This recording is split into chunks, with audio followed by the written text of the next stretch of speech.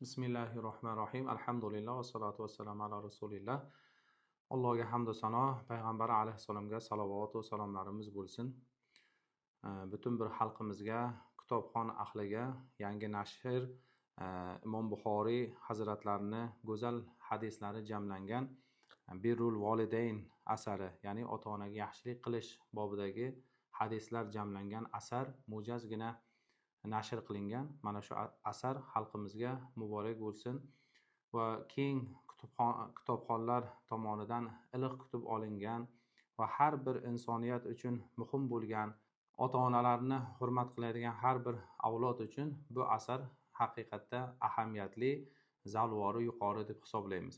Va bu kitobni o'qir ekansiz, 75 hadisni jamlab ota-ona haqidagi, ota-onani mas'uliyati, ota-onalarni qadri, ahamiyati haqidagi hadislarni jamlab, keng kitobxon ahliga go'zal bir tuhfa tayyorlagan bu tarjimonlarimiz va nashrga tayyorlovchilarimizdan Alloh rozi bo'lsin. Go'zal asar jamlangan va bugungi kundagi ko'pchilikni g'ami, tashvishiga aylangan rizq topish masalasi, shuni tashvishida yurgan ko'pchilik uchun go'zal bir hadislar borki, bu hadislarni o'qib jamlansa, ko'p hadislarning mazmun mohiyatida kimni rizqi butun bo'lishi va ajali keyinga surilishini xohlasa, kimni rizqi keng bo'lishini xohlasa, ota-onasiga yaxshilik qilsin deya boshlangan hadisni o'zi butun bir insoniyat uchun, butun bir musulmon uchun kifoya qiladi. Har bir inson bu dunyoda halol, pokiza rizq topishlik uchun harakat qiladi. Mana hadisda aytildiki, kimni rizqi keng bo'lishini xohlasa, kim rizqini keng bo'lishini xohlaydi? Har bir inson rizqini keng bo'lishini xohlaydi.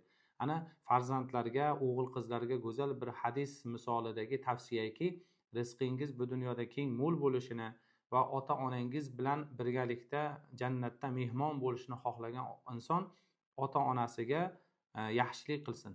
Otasiga va onasiga yaxshilik qilsin.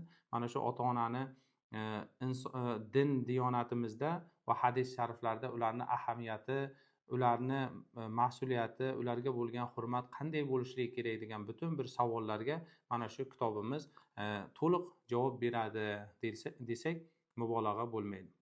Har birimiz mana shu kitobni o'zimizni javonimizda saqlab, bularni o'qib, bu hadis shariflardan go'zal ibratlarni olib, go'zal namunalarni olib hayotimizga tatbiq qilishimiz, padari buzrukvorimiz, volidai muhtarama onalarimizni yanada hurmatlarini ziyoda qilib, ularga go'zal muomalalar qilib, oyati karimada aytilganidek, ota-onaga shirin so'zingni aytgin, ularga yaxshi shirin so'zingni aytgin, ularga uf demagin, ularni jirkima, ularga shirin so'zingni aytgin deya oyatda zikr qilgan Allohning kalomiga ergashgan bo'lamiz va hadis sharifda jannat onalar oyog'i ostida deyilishi, otaga hurmatning eng oliysi otadan boshlanishligi bu oyat va hadislarni butun bir jamlab bergan mana shu mo'jazgina kitobni tavsiya qilamizki, xalqimiz mana shu kitobni o'z javonlarida saqlab, otalariga, onalariga bo'lgan hurmatlarini yanada ziyoda bo'lishlikka sabab bo'ladi degan umiddamiz.